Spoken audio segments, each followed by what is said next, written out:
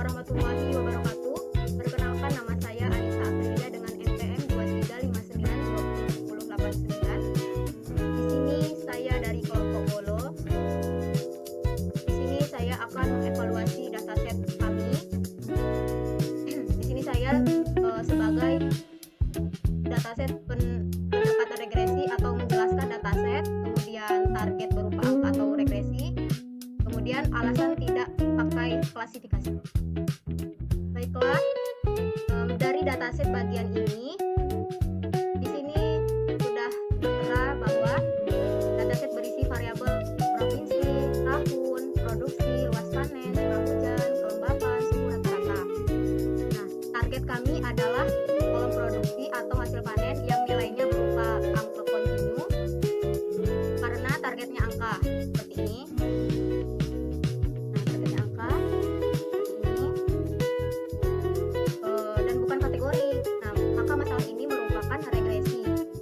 Klasifikasi. Nah, saya akan menjawab tadi kan mengapa dataset kami itu tidak menggunakan klasifikasi. Klasifikasi itu digunakan jika hasilnya berupa pilihan kelas, misalnya rendah, sedang, tinggi. Nah, tetapi pada penelitian kami yang ingin diprediksi adalah angka seperti ini. Misalnya di sini ada luas panen 2024 100 ton kan, dan seterusnya. Nah, oleh karena itu pendekatan yang paling tepat adalah dari dataset kami ini adalah regresi. Nah, begitulah yang bisa saya sampaikan. Selanjutnya teman saya akan menjelaskan. Assalamualaikum warahmatullahi wabarakatuh. Perkenalkan, nama saya Anti Susanti dengan NPM 2359201079. Di sini saya akan melanjutkan penjelasan dari rekan saya, yaitu tentang pendekatan modal dan matriks evaluasi. Di sini menjelaskan menggunakan model Random Forest dan MLP. Menjelaskan kenapa dua model itu dipakai dan menjelaskan MAE, RMSE, dan R-score. Di sini saya akan menjelaskan tentang perbandingan efektivitas model regresi. Karena dataset kita menggunakan regresi, metrik yang benar adalah MAE, yaitu Mean Absolute Error. Mengukur rata-rata selisih prediksi, semakin kecil lebih bagus. Dan di sini ada RMSE, yaitu Root Mean Square Error, yaitu menghukum error besar secara kuat, semakin kecil dia akan menjadi lebih baik.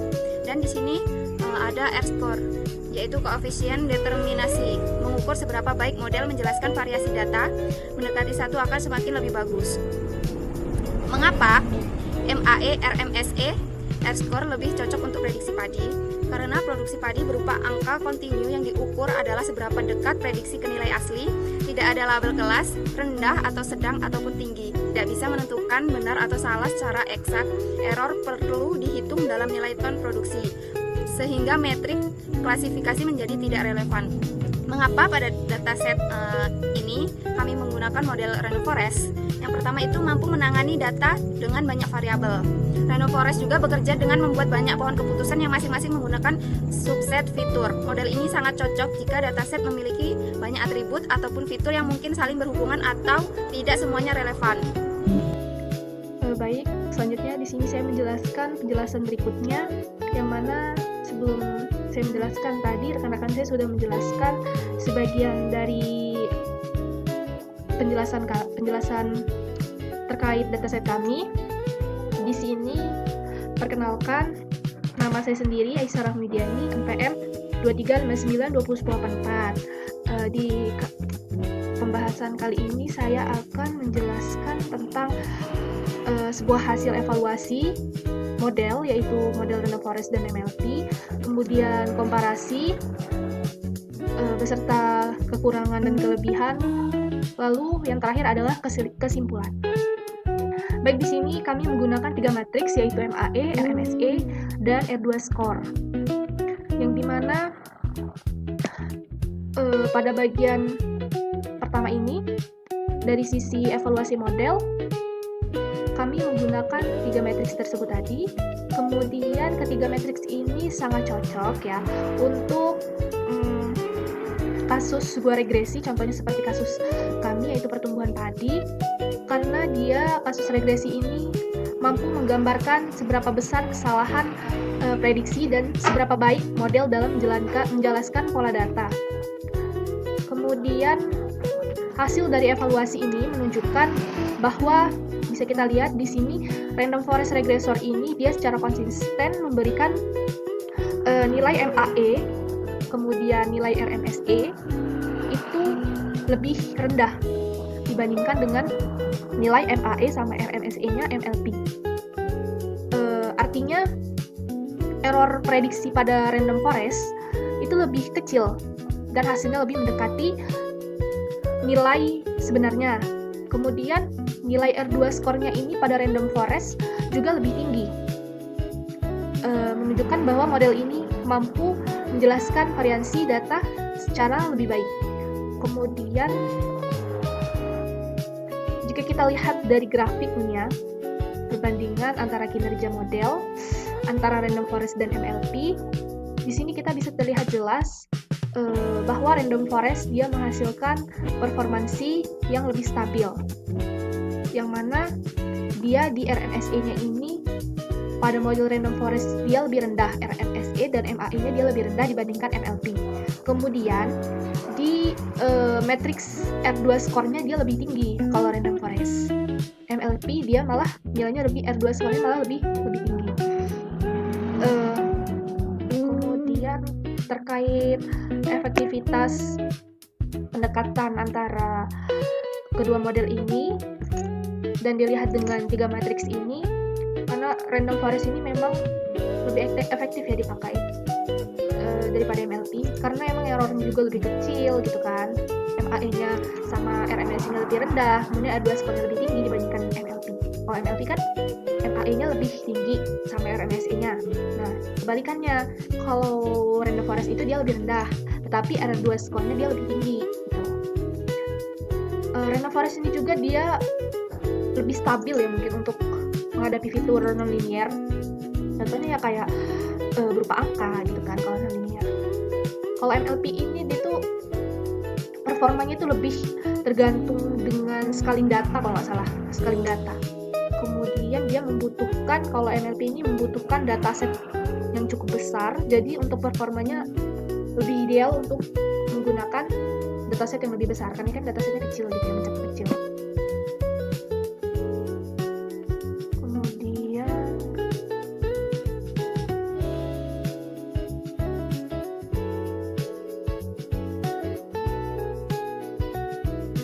random forest juga ini bekerja sangat baik ya, sangat baik. Kemudian datasetnya juga berukuran kecil, lebih mudah digunakan, bahkan dia tanpa tuning. Jadi performa random forest ini sudah sangat solid gitu ya untuk digunakan.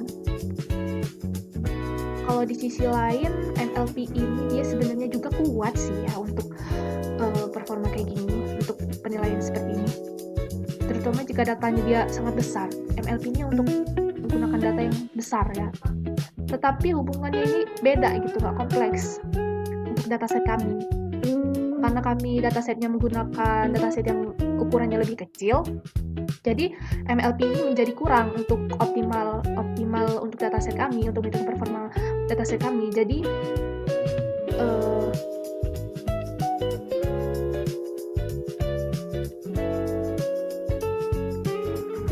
jadi bisa kita simpulkan ya dari keseluruhan